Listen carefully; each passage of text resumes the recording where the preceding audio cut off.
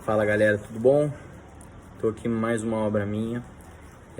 A gente está na fase de alvenaria e instalações elétricas na obra. A gente já fez a parte de fiação, então vai dar para mostrar para vocês legal como você conferir, como você verificar essa parte de instalações elétricas, tá?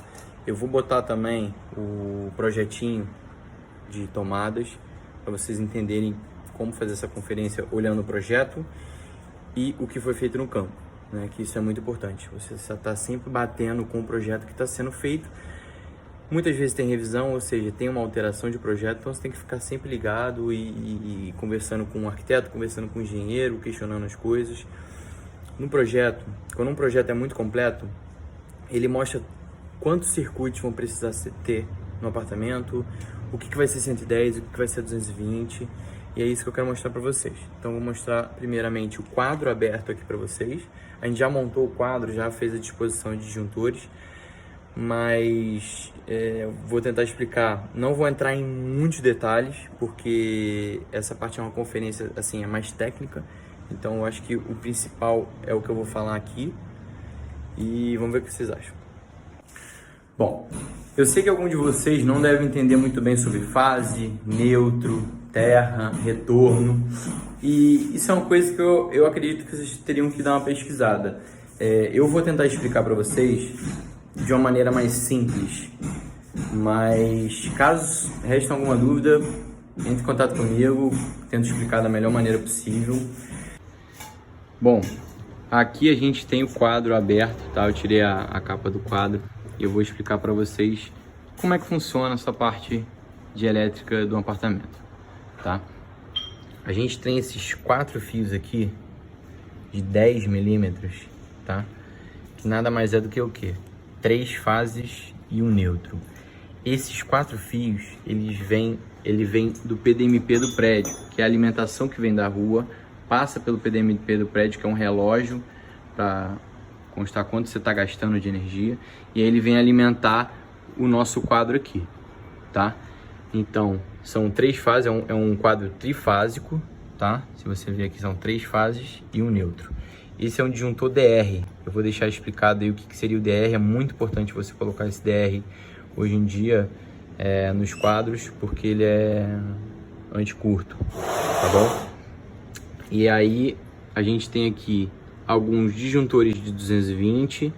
Se você ver aqui, muda a amperagem, tá vendo? Ó, C25 é 25 ampere, 25 ampere. Esses aqui são de ar-condicionados, tá? 20 ampere. Também temos os disjuntores de 110, tá? E como a gente está no Rio de Janeiro, a maioria das coisas que a gente usa é 110. Só que ultimamente a gente tem usado bastante coisa para principalmente fogão, forno, geladeira, micro-ondas, tudo a gente tem botado 220. E ar-condicionado sempre é 220. Grande parte das vezes a gente trabalha com 220, tá? O que é interessante você perceber. No 220, você tem 2 fases chegando, tá?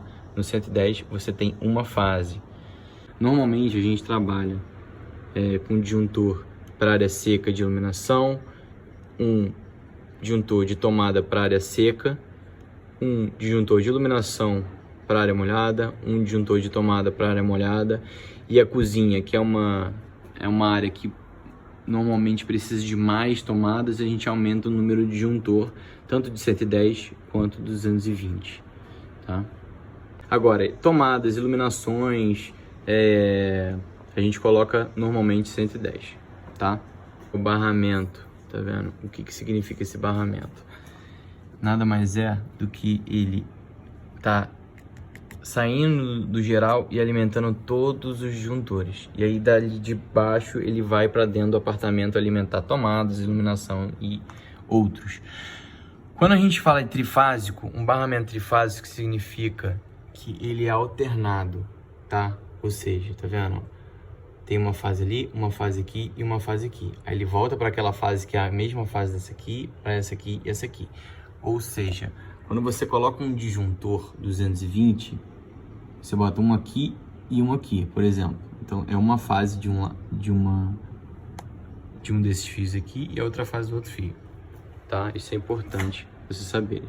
O cabo azul representa o neutro, tá? Então a gente tem um barramento que chama isso aqui, que é onde todos os nêutrons chegam nele, tá vendo?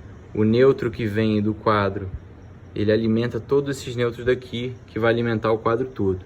Então esse aqui é um disjuntor geral que é responsável por alimentar isso aqui tudo, tá? A gente tem o aterramento, que é representado pelo verde, tá? A gente tem o vermelho e o preto representado por fase. Pode variar dependendo da obra aí.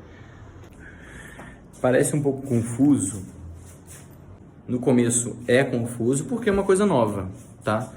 Mas assim que você for conferindo, que você for vendo como que tá acontecendo as coisas, você vai perceber que é simples. No modo geral é simples. Bom, agora vamos saber como dimensionar os disjuntores de um QDL. Principalmente quando não se tem um projeto, né? Como eu mencionei, quando o projeto é muito bem detalhado, você já vem descrito no projeto todos os circuitos, todos os disjuntores que você precisará colocar no QDL, né? Agora, tem algumas reformas que o cliente contrata só o arquiteto e você realmente não tem esse projeto elétrico, né? Que é o meu caso. Normalmente eu que dimensiono todos os QDLs das minhas obras, tá? Então vamos lá. Eu coloquei aqui uma tabelinha com as potências de alguns aparelhos comuns de residencial, tá? Por exemplo, você pode ver tem chuveiro elétrico que puxa bastante, né? Tem 5.500 watts, computador 300, enfim, tem uma série de coisas aqui que é legal vocês saberem. Mas eu acho que para ficar mais claro, vamos fazer um exercício, um exemplo aqui, que vai ficar bem mais simples para vocês entenderem. Bom, no exemplo 1 a gente tem o forno elétrico de até 5 bocas, é um dos aparelhos que mais consome energia. Se olharmos na tabela apresentada anteriormente, podemos perceber que ele pode chegar a 5.000 watts de potência. Por isso, qual seria a amperagem do disjuntor e a fiação adequada para suportar esse aparelho? A gente tem a fórmula de A igual a P dividido por V, né? Sendo que A é a amperagem do disjuntor, P é a potência do aparelho e V é a voltagem, sendo ela 110 ou 220, depende da reforma que você está fazendo. Bom, na solução a gente vai usar as duas voltagens para a gente entender o que seria melhor e qual amperagem do disjuntor seria mais interessante a gente usar. Então a gente tem que o forno elétrico tem 5.000 watts. Então a gente quer saber a amperagem do disjuntor, né? Usando uma voltagem de 110 volts, a gente tem 5.000 dividido por 110 dá 45,45. Então o disjuntor mais próximo de 45 é o de 50 ampere, porque só existe disjuntor de 40 ampere e 50 ampere, e você não vai usar um menor do que deu a conta, né? Então tem que usar o de 50 ampere. É um disjuntor muito alto, é uma amperagem muito alta para disjuntor. Então, se você fizer a conta com 220 volts, você vai perceber que de 5.000 dividido por 220 dá 22,72. Então você pode usar um disjuntor de 25 ampere. Fica muito mais interessante. Então eu coloquei aqui, ó. Por isso, normalmente, quando temos aparelhos que possuem uma potência muito alta, recomenda-se usar disjuntores de 220, tá? E agora, para saber qual é a fiação adequada, né? Se é de 4 mm, se é de 2 mm, se é de 1,5 mm, a gente vai precisar consultar a BNT, né? A norma NBR 5410, para saber exatamente a espessura adequada. Eu tirei um print da tela, da tabela, e coloquei aqui para vocês, tá? Se vocês perceberem, a gente tem na primeira coluna é a espessura dos fios, vai de 0,5, 0,75, 1, 1,5, 2,5, 4 e aí vai, tá? E a gente tem também métodos de referência indicados na tabela 33. A gente vai usar o B1, que significa condutores isolados ou cabos unicolores em eletrodutos de seção circular embutido em alvenaria, que é o nosso caso, que é o caso que a gente bota o fio dentro do conduíte e embute na parede, tá? Abaixo a gente tem número de condutores carregados, né? A gente tem 3 fios no caso, condutores de cobre. Aí aqui esses números são a amperagem adequada que a gente está usando no disjuntor. No caso, a gente escolheu o de 220 volts, que é o 25 ampere. Então a gente tem que ver aqui qual que está dando próximo 25. Você vê que o de 2,5 está dando 21. Já o de 4 milímetros está dando 28. Então o adequado seria usar o de 4 milímetros. Tá? É basicamente isso que vocês têm que fazer para fazer a conta. Já no exemplo 2, eu coloquei uma situação um pouco mais completa, né? Digamos que eu quero colocar um disjuntor pegando quarto, sala, o que eu chamo de área seca, né? Quanto deve ser esse disjuntor e quanto deverá ser sua enfiação?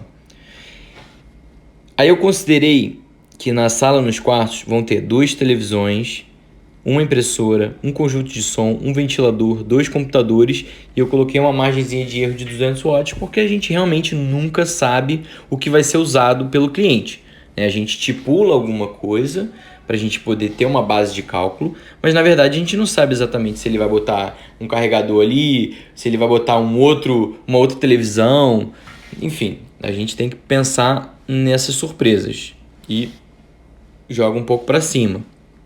Tá? Então, usando a mesma coisa, a gente vai fazer aqui a soma de tudo, né? A gente tem 2 televisores que dá 300 watts, a gente tem uma impressora de 100 watts, um ventilador de 100 watts, 2 computadores de 600 watts e um conjunto de som de 150, totalizando 1.250.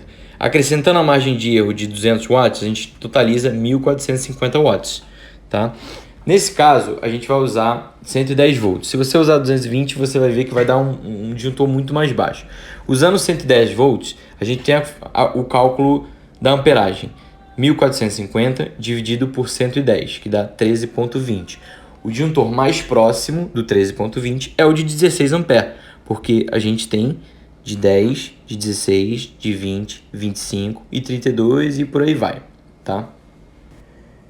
Agora, para descobrir a fiação adequada, a gente vai voltar naquela tabela da NBR 5410 para saber a espessura ideal para usarmos nesse disjuntor, né? Então a gente tem o B1, que a gente vai usar o mesmo, 3, que é o número de fios, e a amperagem que a gente encontrou, que foi 16 ampere, né? Se você olhar, você tem 15,5. 15,5 se aproxima muito do 16. Então você pode usar o 16 usando um fio de 1,5, mas como você pode também usar um disjuntor de 20 ampere usando 2,5. Eu até sugeri você usar esse porque entra naquela questão da gente realmente não saber o que vai ser usado nas tomadas, né? Então, para ter um resguardo maior, pode-se usar. Inclusive, nas minhas obras, eu costumo usar tomadas nas áreas secas. Claro que depende do tamanho do apartamento, mas assim, 2 quartos, corredor e uma sala, eu costumo usar um disjuntor de 20 ampere, tá? Com a fiação de 2,5. Então é isso, pessoal. Espero que vocês tenham entendido esses exemplos. Qualquer dúvida que vocês tiverem, podem me mandar mensagem. E na próxima aula a gente vai conversar um pouco sobre essa parte de tomadas, a fiação de tomada, a fiação de iluminação, conferência e os outros, tá bom? Até logo.